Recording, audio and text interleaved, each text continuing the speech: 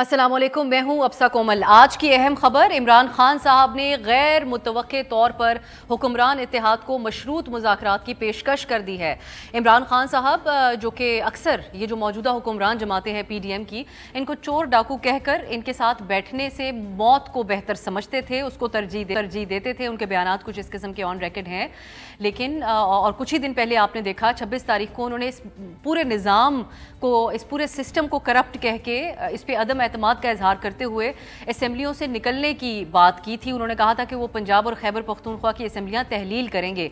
इस ऐलान की तौसीक के लिए आज पंजाब की पार्लिमानी पार्टी का इजलास शुरू हुआ। तो तासुर उस वक्त यही था कि इमरान खान साहब जब बातचीत करेंगे तो या तो वो पंजाब असेंबली तोड़ने की कोई तारीख देंगे या फिर कोई और लाहे अमल इसी हवाले से आगे होगा। लेकिन बहुत दिलचस्प पेशरफ्त हुई जब इमरान खान साहब ने कहा कि हुक्मरान हमारे साथ बात करें, जनरल इलेक्शन की तारीख दें, वरना मैं पंजाब और खैबर पख्तूनख्वा में असेंबलियां तोड़ दूंगा। अब उन्होंने बातचीत की बात की है और जवाब इसके हवाले से ये दिया कि पंजाब और खैबर पख्तूनख्वा में इलेक्शन का मतलब है कि 66% पाकिस्तान में इलेक्शन होगा, जिससे बाकी का जो मुल्क है वो उसका काम रुक के रह जाएगा। तो खान साहब ने इस कंसर्न का इजहार करते हुए एक मौका दिया है हुकूमत को कि उनके साथ बातचीत की जाए। दूसरी तरफ हुकूमत जो है उनका फौरी रद्द-ए-अमल आया। वज़ीर दाखिला राना सनाउल्लाह साहब का, जो आप आगाज़ में सुन भी रहे थे, उन्होंने खान साहब की इस ऑफ़र का खैर मकदम किया और उम्मीद जाहिर की कि हुक्मरान की आदत बातचीत से इनकारी नहीं होगी। उन्होंने कहा कि मौलाना फजलुर रहमान, आसिफ जरदारी और नवाज शरीफ सियासी मामलात को सियासी अंदाज में हल करने के ऊपर यकीन रखते हैं। और ये जुमला तो आपने राना साहब का सुना जिसमें वो इमरान खान साहब पे तंज कर रहे हैं कि खान साहब तो कहा करते थे कि हमारे साथ बैठने से बेहतर है खुदकुशी कर लूँगा, तो खुदा खान साहब को लंबी उम्र दे ताकि उनके साथ बैठ के मुज़ाकरात हो सकें।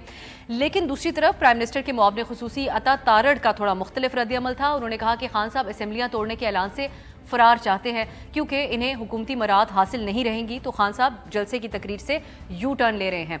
डिस्कस हम ये करेंगे कि क्या 26 नवंबर को इमरान खान साहब को 66% पाकिस्तान का ख्याल नहीं आया जब असेंबलियां तोड़ने का उन्होंने जलसे में ऐलान किया। दूसरी बात यह कि क्या तहरीक इंसाफ को इस बात का एहसास हो गया या उनको बावर तो नहीं करा दिया गया कि 2 असेंबलियां तोड़ने से वफाकी हुकूमत को कोई फ़र्क नहीं पड़ेगा, नुकसान आपका अपना होगा। इसके अलावा क्या इमरान खान साहब ने पार्टी में जो उनकी जमात है उसमें खैबर पख्तूनख्वा के लेवल पे और पंजाब के हवाले से असेंबलियां तोड़ने पर कोई इत्तेफाक राय नहीं किया। एक यही वजह बनी कि खान साहब को अब मुज़ाकरात की भी एक ऑप्शन को सामने रखना पड़ रहा है, जिसको एक कदम पीछे हटने से भी तशबीह दी जा रही है। और क्या हुकूमत इमरान खान साहब की तरफ से मुज़ाकरात की इस मशरूत पेशकश को संजीदा लेगी, एक मौके के तौर पे लेकर मामलात को बेहतर करने की कोशिश करेगी?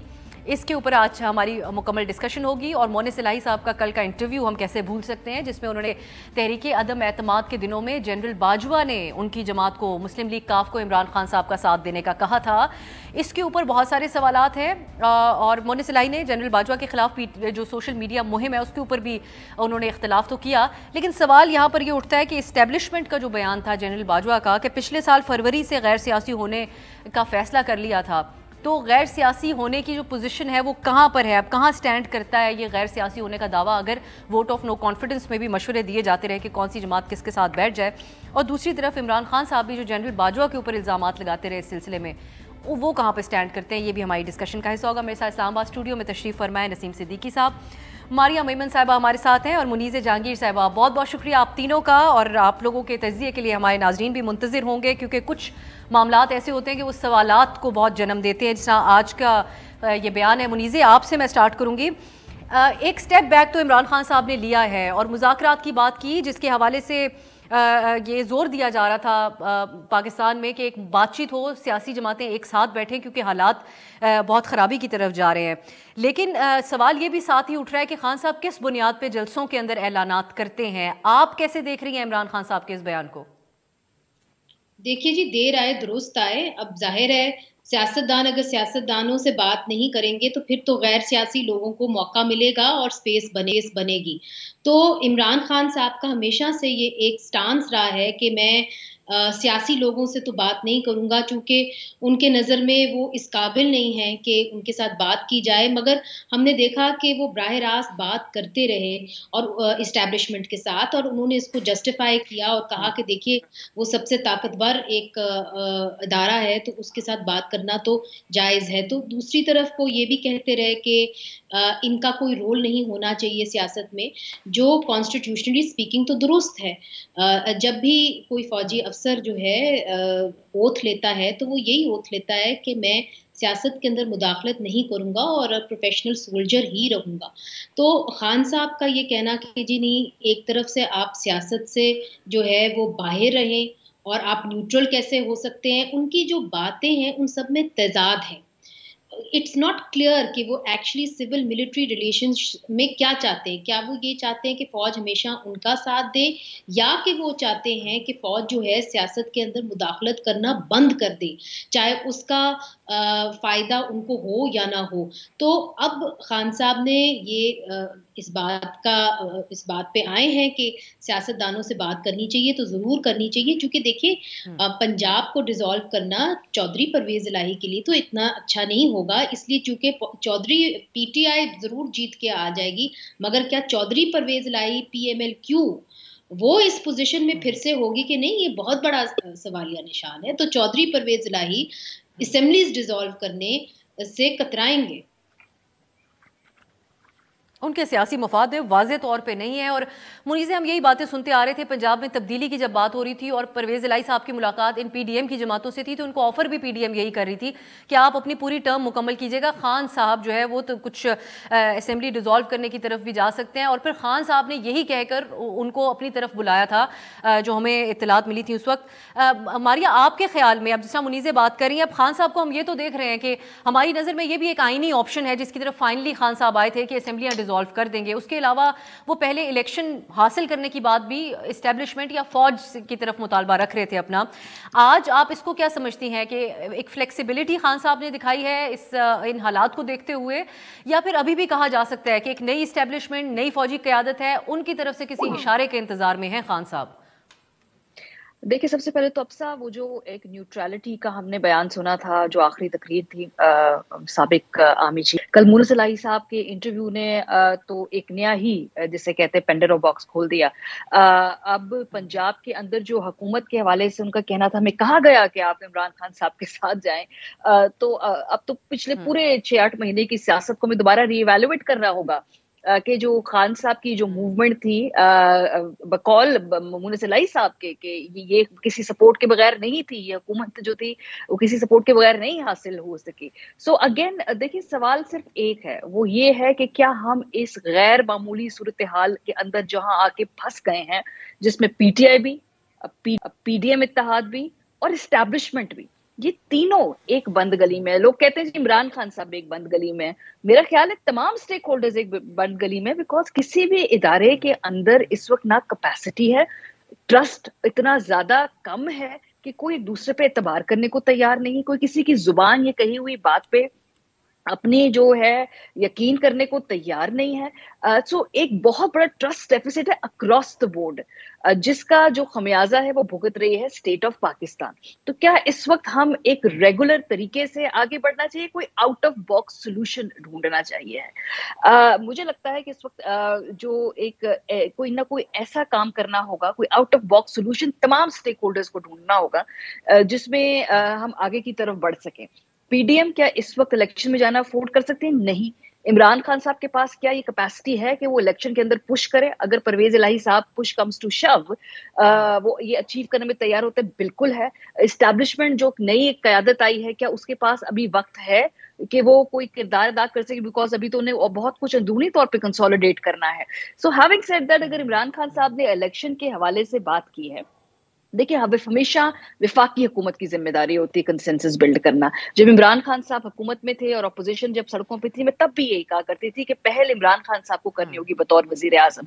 अभी भी अगर बतौर वजीर आजम शहबाज साहब, बाकी हुकूमत जो पीडीएम की, उसके बैक एक डायलॉग की ऑफर करते हैं, इमरान खान साहब अगर वो एक्सेप्ट नहीं करते, सो फिर ये बॉल उनके कोर्ट में चली जाएगी।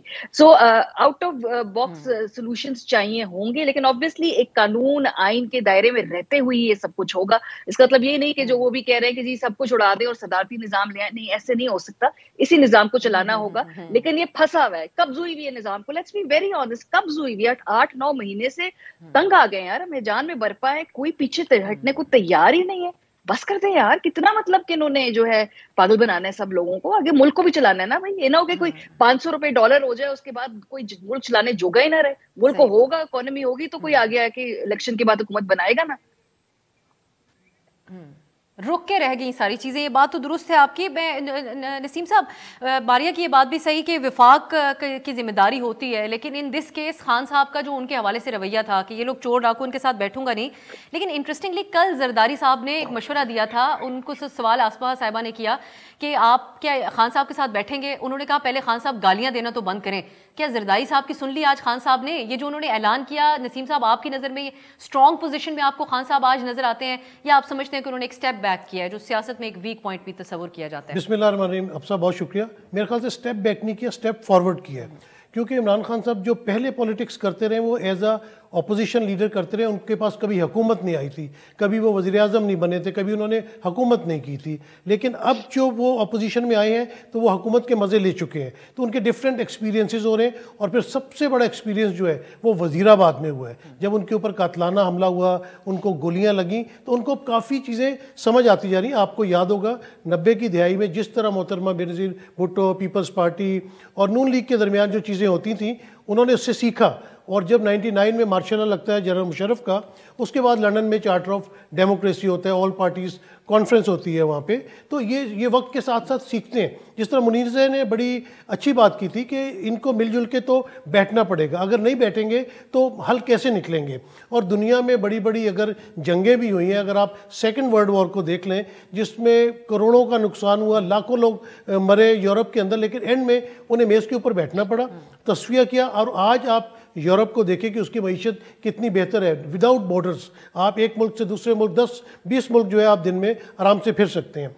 तो दूसरी बात यह है कि जो मोनेस इलाही के इंटरव्यू की आपने बात की है वो बड़ा मतलब चौंका देने वाला है। क्योंकि अगर कहा जाता है फरवरी से सियासत में हिस्सा लेना कम कर दिया था, तो आपने कैसे इन्फ्लुएंस किया उनको? नसीम साहब, ये क्योंकि मेरा अगला sorry to cut you off, मेरा अगला मौजू भी यही है, इस पे आप तफसीली तौर पे मैं यहीं से आपसे स्टार्ट करूंगी। इस पे जो आपने सीखने की बात की, ये चंद दिन पहले की बात मुझे याद है, अभी नई क़यादत आई और उसके अगले दिन असद उमर साहब ने ARY के प्रोग्राम में काशिफ अब्बासी साहब से बात करते हुए कहा कि जो नए आर्मी चीफ हैं हम उनसे एक्सपेक्ट करते हैं कोई एडवाइस सामने रखेंगे कि नए इंतखाबात की तरफ जाए। जब पार्टी के इतने सीनियर रहनुमा, तो इसमें सीखा वाला फैक्टर हमें नजर नहीं आता। देखिए वो बयानात मुख्तलिफ होते हैं, कुछ सीखा होता है, किसी वक्त आप बरजस्ता कोई ना कोई बात कर जाते हैं। बात ये कि सीख रहे हैं और देख रहे हैं चीज़ों को। जैसे जनरल मुशर्रफ जब गए थे तो उसके बाद कियानी साहब chief of the army staff आए थे, तो उन्होंने सिविल इदारों से फ़ौज को वापस बुला लिया था। तो मेरे ख्याल से इस वक्त वेट एंड सी वाली पॉलिसी पे भी अमल हो रहा है कि नए जो तैनाती हुई है, नए चीफ आए हैं, उनको मौका दिया जाए।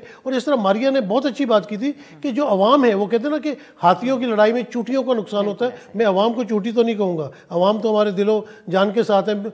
वो जिस तरह सफ़र इस वक्त कर रहे हैं, जो हमारे मुआशी हालात हैं, उस पर इन सबको सीखना चाहिए। ये सीखना चाहिए कि ये सब आवाम से वोट लेके पार्लियामेंट में आते हैं। PDM को बहुत शौक था महंगाई का, उन्होंने रोना रोते रहे, वोट ऑफ नो कॉन्फिडेंस लाए, लेकिन कोरम पूरा नहीं होता। असेंबली के अंदर आप नहीं आते, जो आपकी जिम्मेदारी है। तो मेरे ख्याल से जब तक तमाम सियासतदान मिलजुल के नहीं बैठेंगे पाकिस्तान का और आवाम का हल नहीं निकलेगा। तो इस वक्त नज़र यही आ रहा है कि इन सबको थोड़ी थोड़ी समझ आती जा रही है। जैसे 90 की दिहाई से पीपल्स पार्टी और नून लीग ने सीखा था, शायद ये पिछले माजी से PTI भी कुछ सीख ले और पाकिस्तान को जो पटरी के ऊपर चढ़ा दे। बिल्कुल एक आइडियल सूरत हाल होगी। मोनेस इलाही साहब का तस्करा हो रहा है, उन्होंने जो बात कही है उसको आप कैसे देख रही हैं? एक तरफ इमरान खान साहब की हुकूमत जाने के बाद उनकी जितनी ऑफ द रिकॉर्ड भी सहाफ़ियों से गुफ्तगू रही, जो उनके इंटरव्यूज़ में रहे, उन्होंने अपने दौरे हुकूमत की तमाम नाकामियों का जिम्मेदार इस्टेब्लिशमेंट को करार दिया और बिलखसूस ख़ास तौर पे जनरल बाजवा को। और वो एक मौके पर यह भी कहते हुए पाए गए कि वो करप्शन को गलत नहीं समझते थे जनरल बाजवा साहब। लेकिन यहाँ पर उनके करीबी इत्तेहादी मोनेस इलाही साहब ये कह रहे हैं कि हमें तो इमरान खान का साथ देने का भी वोट ऑफ नो कॉन्फिडेंस में जनरल बाजवा ने कहा था। तो एक तो इसके ऊपर बात कीजिएगा कि खान साहब का वो बयानिया किधर रह जाता है, और दूसरी बात ये गैर सियासी होने की बात, वो किस हद तक ये एक्सपोज होता है कि नहीं हुआ गया अभी तक बाकायदा तौर पर, हमें अमली मुजाहरा आगे देखना होगा इसका। देखिए, आज ही अखबार के अंदर छपा हुआ था कि जो मोहसिन दावड़ है उन्होंने जाना था एक दौरे के ऊपर, एक कॉन्फ्रेंस के ऊपर शिरकत करने के लिए जाना था, मगर FIA ने जो है उनको जाने की इजाज़त नहीं दी। इसके बावजूद कि काबीना ने उनको ख़ास जाने की इजाज़त दी थी और उनका यकीन दहानी कराई थी कि जी उनका नाम ECL से निकाल दिया जाएगा। तो उन्होंने असेंबली के अंदर कहा कि ये जो हुकूमत है, अगर जमहूरी तकाज़ों को देखें तो ये PTI की हुकूमत से बदतर है। अब वो ट्रेजरी बेंचेस के ऊपर बैठे हुए हैं, तो उनको काबीना इजाज़त देती है, मगर FIA जो है वो उनको इजाज़त नहीं देती। माजी में इमरान खान साहब कह चुके हैं कि जी नैब तो मेरी बात ही नहीं सुनती थी, वो तो बात सुनती थी इस्टेब्लिशमेंट की। तो अब जो सारा, चूंकि नैब को टूथलेस कर दिया गया है, तो ये जो सारी जिम्मेदारी है अब FIA के पास आ गई है। तो इट्स वेरी क्लियर कि फिर FIA भी कहाँ से इशारे लेती है। दूसरी तरफ आप देखिए कि हम नहीं कह रहे, जो अमेरिका से व्हाइट हाउस की स्पोक्स पर्सन है लिसा कर्टिस, उनसे सवाल किया गया कि आपको कुछ फिक्र है कि जी पाकिस्तान के अंदर एक मुंतखब हुकूमत जाएगी, दूसरी आएगी, तो उसने कहा जी हमें कोई फिक्र नहीं है कौन सी हुकूमत आए या जाए, इसलिए चूंकि वहां पे हिंदुस्तान को लेके, काउंटर टेररिज्म को लेके और कुछ और दीगर मामलात को लेके जो फैसले हैं वो इस्टेब्लिशमेंट करती है, वो सियासतदान करते ही नहीं। सो बड़ा सवाल ये है कि जब आप कहते हैं कि आप सियासत के अंदर मुदाखलत नहीं करेंगे, तो आप किस सियासत की बात कर रहे हैं? क्या फॉरेन पॉलिसी के अंदर आप तैयार हैं कि सियासतदान जो हैं वो अपने फैसले खुद करें? क्या FIA का कंट्रोल इंटीरियर मिनिस्ट्री को दिया जाएगा? और ये जो चीज़ें ये बड़ी अहम हैं, क्योंकि अगर अब गैर सियासी लोग मुदाखलत करना बंद नहीं करेंगे, तो इसका खमियाजा उन चूंटियों को ही भुगतना पड़ेगा जिनकी हम बात कर रहे हैं। मारिया ने बात की आउट ऑफ बॉक्स सोल्यूशन, तो पाकिस्तान में तो हमने 70 सालों में यही देखा है कि फौज या डायरेक्टली मुदाखलत करती है या पसे पर्दा जो है इतनी प्रेशर रखती है कि ना जो है टर्म पूरी कर सकते हैं कोई वज़राए आज़म, और ना ही कोई असेंबलीज पूरी कर सकती हैं। आप देखिए कि जो जनरल बाजवा है उनको 3 साल की एक्सटेंशन हुई और किस तरीके से अमन व अमान की एक आराम से जो है उन्होंने अपना कमांड एक दूसरे जनरल को सौंपा। तो ये मौका सियासतदानों को भी तो देना चाहिए ना, कि अगर वो मुंतखब होके आए हैं तो उनको 5 साल तो पूरा करने देना चाहिए। फिर पसे पर्दा आप उनको गिराने की प्लान्स करेंगे। और आप देखिए कि ये जो जिसको ये हाइब्रिड रिजीम कहते थे, ये तो खुद बकौल इमरान खान साहब के जी उन्होंने खुद कहा कि जी जब इत्तेहादी नाराज होकर जा रहे होते थे तो खुद इस्टेब्लिशमेंट लेके आती थी, तो जिस हुकूमत को लाए उसी हुकूमत को आपने भेज दिया, और अब आप कहते हैं कि जी हम सियासत के अंदर मुदाखलत नहीं कर ले। तो ये तो देखिए, तो लोग हमारे चूंटियां तो बेवकूफ नहीं होती हैं। ऐसा ही है। लेकिन मारिया, मुख्तलिफ मौक़ों पे इमरान खान साहब भी बहुत जज, एक तो अब जो उनका अवाम जो वोटर है, उनका सपोर्टर है, उसकी कैपेबिलिटी जो है मेंटल, उसको भी अंडर एस्टिमेट कर रहे होते हैं। जैसा कल उन्होंने कहा कि सदारती, परसों औरिया मकबूल साहब से बात करते हुए, कि सदारती निज़ाम ही बेहतर है क्योंकि हमारे जैसे मुल्कों के अंदर ये नहीं चल सकता, बल्कि अंग्रेज़ मुल्कों में जो है डेमोक्रेसी नहीं चल सकती। लेकिन एक तो इसके ऊपर बात की जाए, दूसरा जो नसीम साहब बात कर रहे थे, आप समझते हैं कि सीखा है इमरान खान साहब ने, ये जो आज मौका है और वो मुज़ाकरात की बात कर रहे हैं, हम उनको इस मुकाम पर रख सकते हैं कि दीगर सियासी जमातों की तरह अब उन्होंने भी इस मौके पे पहुंच के सीख लिया है जो आज उन्होंने मुज़ाकरात की बात कर दी? इमरान खान साहब ने सीखा है ये तो हमें वक्त ही बताएगा, क्योंकि अभी तक जो हमें बता रहे हैं मोहम्मद सनाई साहब, वो तो ये कह रहे हैं कि उनकी सारी मूवमेंट जो थी, उनकी जो वोट ऑफ नो कॉन्फिडेंस के बाद सियासत थी, उसमें भी अमल दखल रहा है जो इम्पोर्टेंट फैसला साज होते हैं। लेकिन मैं यहाँ पे जरूर मेंशन करना चाहती हूँ कि यार PMLQ की सियासत क्या अमेजिंग तौर पे उन्होंने अपने जितने भी गेन्स है उनको मैक्सिमाइज किया है। मतलब लुक एट दिस यार, ये जो चौधरी शुजात साहब वाला विंग विफाक में वजारतें लेके बैठा हुआ है, जो दूसरा उन्होंने सीमिंगली जो इनके दरमियान चपकलश थी, जो दूसरा विंग है वो पंजाब के अंदर हुकूमत लेकर बैठा हुआ है। मतलब उनके आप नंबर्स देखिए, उनका वोट की परसेंटेज देखें और उनका चंक देखें इस पूरी पावर की जो डायनामिक्स है उसके अंदर। और तो मुझे तो लगता है और इतना नॉर्मलाइज कर दिया है PMLQ ने इस बात को कि उनको इशारे कहाँ से आते हैं कि उनको हम सवाल भी नहीं करते। नेचुरली हम लोग उनको सवाल नहीं करते, हम कहते हैं अच्छा जी दूसरों को सवाल कर लेते हैं जिनके बारे में बात कर रहे हैं।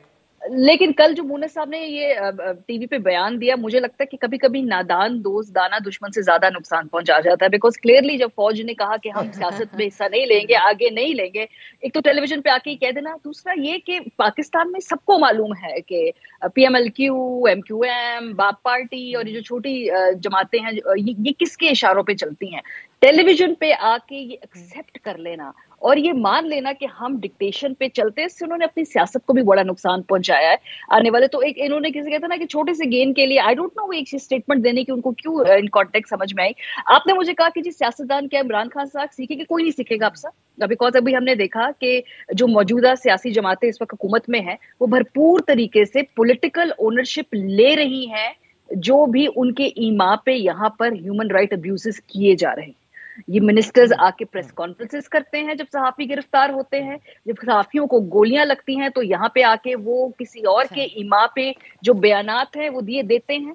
और इस वक्त वो हर तरह की इस स्वाति साहब का केस देख लीजिए, आकर वो इन सारे मामलात की पॉलिटिकल ओनरशिप लेंगे और जब ये इक़्तिदार से जाएंगे तो जिस तरह खान साहब प्रेस कॉन्फ्रेंसेस में बताते हैं जी कि मेरे पास इक़्तिदार नहीं था, ये भी हमें बताएंगे कि ये कितने बेख्तियार और इनके पास कितने ये बेबस थे उस वक्त के लिए। तो क्या कोई भी सीखता है यार? कोई भी सीखता है? मुझे तो लगता है कि इन्होंने भी कुछ नहीं सीखा। क्यों पॉलिटिकल लेजिटिमेसी देते हैं आकर ये लोग? क्यों नहीं इन्होंने प्रोसेस को फॉलो किया? इलेक्शन में जाते, नया मैंडेट लेके आते और उसके बाद अपनी धड़ल्ले से हुकूमत करते हैं। इतनी कॉम्प्रोमाइज जो जिसे कहते हैं लूली लंगड़ी हुकूमत लेके बदनाम भी हुए, लज्जत गुनाह भी लिया और कुछ मतलब गुनाह भी नहीं किया।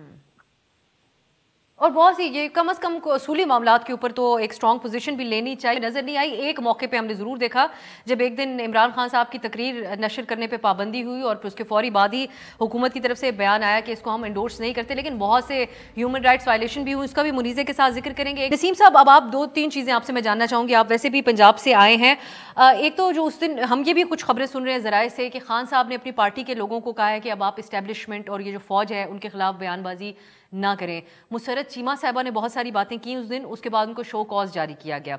दूसरी बात है ये जो मोनिस इलाही साहब की गुफ्तगू है, मारिया साहिबा जो बात कर रही थी, आप समझते हैं कि ये उन्होंने अपनी पार्टी की पॉलिसी की बुनियाद पे बात कही है या कहीं ना कहीं ये गुड कॉप बैड कॉप वाली मामला भी काफ लीग लेकर चल रही है साथ, जिनकी बेसिस पे उन्होंने ये बयान दिया है मोनिस साहब ने? अब सर जो पहला सवाल आपने पूछा ना, तो जो मेरी लास्ट मुलाकात इमरान खान साहब से हुई थी उसके बाद ये अहम तैनाती होनी थी chief of the army staff की, तो उन्होंने उसी वक्त कहा था कि हम इस चीज़ से पीछे हट गए। उसके बाद आपने देखा कोई बयान नहीं आया, जब तैनाती हुई भी है कोई बयान नहीं आया, बाद में उन्होंने मुबारकबाद भी दे दी। तो ये तो एक क्लियर कट उनकी पॉलिसी लग रही है कि जो नई आने वाली इंसामी है, क्योंकि पाक फौज में सिर्फ कमांड चेंज होने से चेंजेस आ जाती है, वहाँ पे एक बंदे के हिसाब से सारा मामला चल रहा होता है। तो वहाँ तो वाकई उन्होंने खामोशी इख्तियार की है और अगर कोई इस लाइन को क्रॉस करेगा तो इसी तरह शोकॉज नोटिस जारी किया जाएगा। जो मोनिस इलाही वाली आपने बात की है, आपको पता है मोनिस इलाही साहब बहुत ज़्यादा कोई तकारीर नहीं करते, कोई बहुत ज़्यादा टीवी शोज़ में नहीं आते और बरजस्ता कोई ना कोई बात कह जाते हैं, उनको पता नहीं है कि वो क्या बात कर रहे हैं, कितनी बड़ा टर्निंग पॉइंट आ सकता है इस बात की वजह से। और हुआ भी यही कि देखिए उन्होंने जिस तरह कहा कि हमारे हमें बाजवा साहब ने कहा, उन्होंने नाम लेके कहा और PTI के लिए उन्होंने समंदर का रुख जो है वो मोड़ दिया था। इसी तरह अगर आप वोट ऑफ नो कॉन्फिडेंस के बाद की कुछ गुफ्तगू सुने पार्लियामेंटेरियंस की, उसमें खालिद मक्सी साहब कहते हैं कि हमारा मामला PTI के साथ बिल्कुल ठीक चल रहा था, हमें वो अच्छा भला बजट दे रहे थे, हमें तो कहा गया था हम इधर आगे।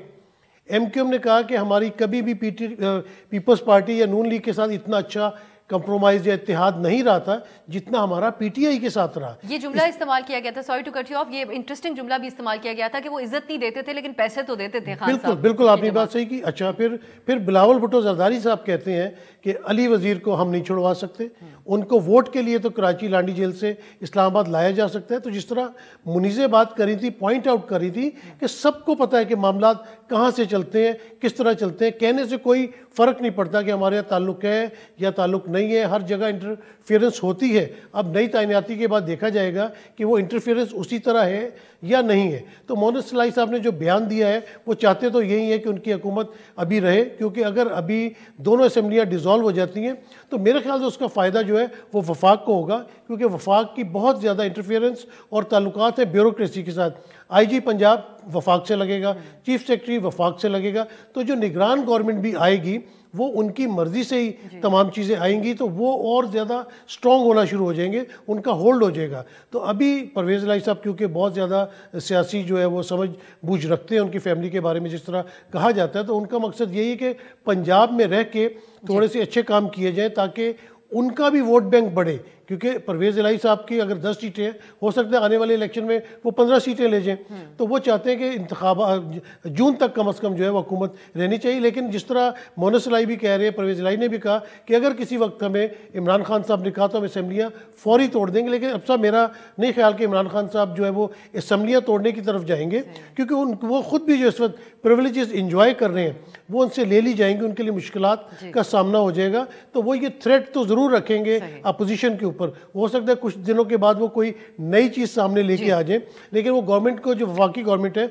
उसको परेशान रखेंगे। लेकिन मुझे यही लग रहा है कि बात मई जून में जाके इलेक्शन की तरफ उसी तरफ जाएगी। अब मुनीज़े, इमरान खान साहब अगर इतनी अच्छी शराफत वाली बातें करेंगे, आईनी ऑप्शंस के हवाले से गौर व खौस करेंगे, तो ये जो उनका पॉपुलैरिटी ग्राफ है, जो ये दावा किया जाता है और अंदाज़ा भी यही किया जाता है कि हुकूमत जाने के बाद इमरान खान साहब ने अमरीकी साजिश का बयानिया और एंटी इस्टेब्लिशमेंट जो दो बातें की, उसकी वजह से उनकी पॉपुलैरिटी बढ़ी और उनका जो सपोर्टर है वो काफ़ी चार्ज हो गया। उसको फ़र्क तो नहीं पड़ता हुआ आप देखती? नहीं, देखिए जी, फ़र्क तो पड़ेगा, इसलिए चूँकि जब मियाँ नवाज शरीफ साहब ने गुजरावाला में तकरीर की, तो उसके बाद उनका भी एक एंटी इस्टेब्लिशमेंट बयानिया था और वो परवान चढ़ा। और इससे पहले कि वो नो कॉन्फिडेंस मोशन करते, तो आप देखें कि बहुत सारे ऐसे पीटीआई के इलेक्टेबल्स थे जो पीएमएल इनसे टिकट मांग रहे थे और कह रहे थे कि जी अगले इलेक्शन के अंदर हम पीटीआई के टिकट से अगर कंटेस्ट करेंगे इलेक्शन, तो ये महंगाई हमें डूब ले जाएगी, आप मेहरबानी करें हमें पीएमएलएन का टिकट दें। अब वो रिवर्स हो गया। जब खान साहब ने ऑपोजिशन में आ गए और उन्होंने कहा कि मेरे साथ ज्यादती हुई है और इसके अंदर इस्टेब्लिशमेंट रल मिलके जो इन चोरों को बकौल उनके मुझे निकाल दिया उन्होंने हुकूमत से, तो जाहिर है उनकी पॉपुलैरिटी का ग्राफ ऊपर चला गया। तो जब खान साहब अब पलटा मारेंगे, और मैं समझती हूँ कि वो अब एक रिप्रोशमेंट करने की कोशिश करेंगे मौजूदा इस्टेब्लिशमेंट के साथ, इसलिए क्योंकि मत भूलिएगा कि अगर ये इलेक्शंस की तरफ जाते हैं तो एक केयर टेकर सेटअप आएगा, चाहे वो वफाक के अंदर हो या वो प्रोविंसेस के अंदर हो। तो अगर खान साहब ये समझते हैं और वो खुद कहते रहे हैं कि जी मियाँ नवाज शरीफ साहब, मैं इनको बचपन से जानता हूँ, ये जो अपना एम्पायर है वो हमेशा न्यूट्रल नहीं चाहते थे, वो चाहते थे कि एम्पायर उनके साथ हो। तो अगर उनके माजी के बयानात को लिया जाए, तो फिर उनकी थिंकिंग को अगर देखा जाए, तो शायद वो ये समझ सकते हैं कि जी अगर अगला इलेक्शन होगा तो उसके अंदर शायद उनको वो लेवल प्लेइंग फील्ड ना मिले जिसकी वो तवक्को करते हैं। तो मैं समझती हूँ कि इस वक्त वो भी, उनके लिए भी फायदेमंद नहीं होगा कि वो इलेक्शंस के अंदर जाएं, असेंबलीज तोड़ें। मगर हैविंग सेड दैट, पीटीआई जो है वो क्या करेगी, खासतौर पे खान साहब क्या करेंगे, ये कोई प्रिडिक्ट नहीं कर सकता। क्योंकि अगर आप देखें कि जब उन्होंने असेंबलीज तहलील करने का कहा तो सभी दंग रह गए। और जब मैंने उनके मिनिस्टर से पूछा जो पंजाब के अंदर हैं, जो इधर खैबर पख्तूनख्वा के अंदर है, तो उन्होंने कहा जी हमें तो पता ही नहीं था। यहाँ तक कि परवेज इलाही साहब जिन्होंने वो असेंबलीज तहलील करनी थी, उस सुबह वो सहाफियों से मिले और उन्होंने अपना पूरा प्लान बताया कि जो पंजाब हुकूमत है अपनी मुद्दत कैसे पूरी करेगी। तो मेरा ख्याल है जो खान साहब हैं, एंड देखिए ये भी एक जो लीडर होता है वो मुशावरत के साथ चलता है। खान साहब बात करते हैं जमहूरियत की, तो जमहूरियत का बहुत बड़ा जो एक तकाजा होता है वो ये होता है कि जो आपके इत्तेहादी हैं आप कम से कम उनको तो साथ लेके चलें। अब जाहिर है ये लोग जो हैं ज़रूर खान साहब की टिकट के ऊपर आए हैं, मगर इनकी अपनी भी कोई वैल्यू है, कोई वक़्त है कि नहीं है, क्योंकि इन जब इलेक्शन में जाते हैं तो इनका खर्चा होता है। यहाँ खैबर पख्तूनख्वा में तो गोलियां खून बहाया जाता है, तो फिर बेहतर नहीं था कि जमहूरियत के तकाजे पूरे करते हुए ये अपने लोगों को तो कम से कम कॉन्फिडेंस देते। मतलब पार्टी के अंदर, बेशक अगर पार्टी के अंदर फैसला सादिर करना भी था, कम से कम इत्तेहादियों को तो वो इसके ऊपर वन पेज के ऊपर रखते, पहले उनसे मुशावरत की जाती है। मैं चाहूँगी मारिया आप कंक्लूड करें जो बातचीत हम लोगों ने की इस पे कमेंट करते हुए कि अब आवाम को जो उनके सपोर्टर हैं इमरान खान साहब के, उनको कैसे एंगेज रखेंगे। अगर बातचीत का माहौल बनता है तो वहाँ पर तो खान साहब इंगेज कर रहे होंगे अगर हुकूमत के साथ। और दूसरा, इस पे भी ज़रूर कमेंट कीजिएगा कि हुकूमत भी क्या सीरियस है इस बात में जब वो वेलकम करते हैं खान साहब की मुज़ाकरात की बात को। अभी तक कोई उनकी तरफ से रद्द-ए-अमल आया नहीं है ऑफिशियली। देखते हैं कि वो इसको किस तरह से इसको लेते हैं। लेकिन देखिए हम अंडर एस्टिमेट नहीं करना चाहिए इमरान खान साहब की बयानियां बनाने की शक्ति को। अप्रैल के अंदर जब हम खान साहब से मुलाकातें कर रहे थे हुकूमत जाने से पहले, तो उस वक्त वो भी 6 से 8 महीने चाहते थे कि उनको मिल जाए, उसके बाद वो इलेक्शन कॉल कर दें। लेकिन उस वक्त तक ऐसी सूरत हाल थी कि पॉपुलैरिटी के हवाले से जो उनके इर्द गिर्द लोग थे वो खुद भी थोड़े तशवीश का शिकार थे। लेकिन फिर हमने देखा कि वो साइफर वाला बयानिया जो खान साहब ने बनाया और फिर उनको मकबूलियत के किस अरूज पर ले गया कि इस मुल्क के अंदर वाहिद एक सियासी जमात जो फैसला साजों से नैरेटिव का छीनने में कामयाब हुई, तो वो सादत सिर्फ पाकिस्तान तहरीक इंसाफ को हासिल हुई इमरान खान साहब की क़यादत के अंदर। आज तक कोई और सियासी जमात ये नहीं कर पाई थी। सो एटलीस्ट उन्होंने ये किया, बड़ी कामयाबी से उन्होंने इस बयानिए को चलाया, उसको अपनी सियासी जो वोटों में कन्वर्ट किया। उनका वोटर आया पोलिंग स्टेशन तक ज़िमनी इंतखाब के अंदर उनको डालने के लिए वोट और जिताने के लिए। मेरा ये ख्याल था, जब मुझसे किसी ने पूछा कि जब खान साहब पिंडी आएंगे तो क्या करेंगे, मैंने कहा जी आकर एक ऑलिव ब्रांच देंगे, नई एस्टैब्लिशमेंट को आगे साथ मिलकर चलने की बात करेंगे। किसी के बेमो गुमान में नहीं था कि वो असेंबलियां तोड़ने वाली स्टेटमेंट देकर चले जाएंगे। तो to be very honest, Imran Khan साहब के हवाले से अभी तक जितने तज्जिए हैं कि वो क्या करेंगे, वो कैसे इंगेज करेंगे, वो कैसे मोमेंटम बनाएंगे, वो तो गलत साबित हुए हैं। वो बनाते अब देखिए ना 10 दिन तक हम यही डिस्कस करेंगे असेंबलियां टूटेंगी नहीं टूटेंगी, तो था मारिया कि 26 तारीख को इमरान खान साहब ब्लफ कॉल करेंगे और वो उन्होंने किया, उन्होंने असेंबलियां तहलील करने की बात की, तारीख नहीं दी। हाँ, लेकिन देखिए अभी इस वक्त बैठकर 5 दिन बाद भी, बल्कि मेरा ख्याल हफ्ता हो गया, हम बैठकर यही तय बात कर रहे हैं कि असेंबलियां तहलील होंगी कि नहीं होंगी। तो वो जो बयानिया लीड जो करना होता है ना, अनफॉर्चुनेटली वो हुकूमत कर नहीं पा रही। तो अभी मेरा ख्याल अगले 20 तारीख की बात कर रहे थे नसीम साहब के, 20 तारीख तक खान साहब, तो 20 तारीख तक हम यही पूछेंगे करेंगे नहीं करेंगे, असेंबली तहलील होंगी नहीं होंगी, चौधरी परवेज लाई क्या करेंगे, शुजात मतलब और उसके बाद हो सकता है कि वो हमें एक और नई जो है पॉलिटिकल नैरेटिव देकर चले जाए। बिल्कुल जनाब, उनमें भरपूर ऐसी बात की आपने जी बिल्कुल बात है कि खान साहब ऐसा सरप्राइज देंगे जो हम में से कोई प्रेडिक्ट नहीं कर सकता। तो बहरहाल हमें आने वाला वक्त ही दिखाएगा। बहुत शुक्रिया मारिया मेमन, मुनीज़ जहांगीर और नसीम सिद्दीकी साहब, आपका भी बहुत बहुत शुक्रिया। आज के प्रोग्राम में नाज़रीन गुफ्तगू आपने सुनी। आने वाले हफ्ते में मईशत के हवाले से हम खास तौर पर फोकस रखेंगे अपने प्रोग्राम में। आज के लिए इजाज़त दीजिए, खुदा हाफिज़।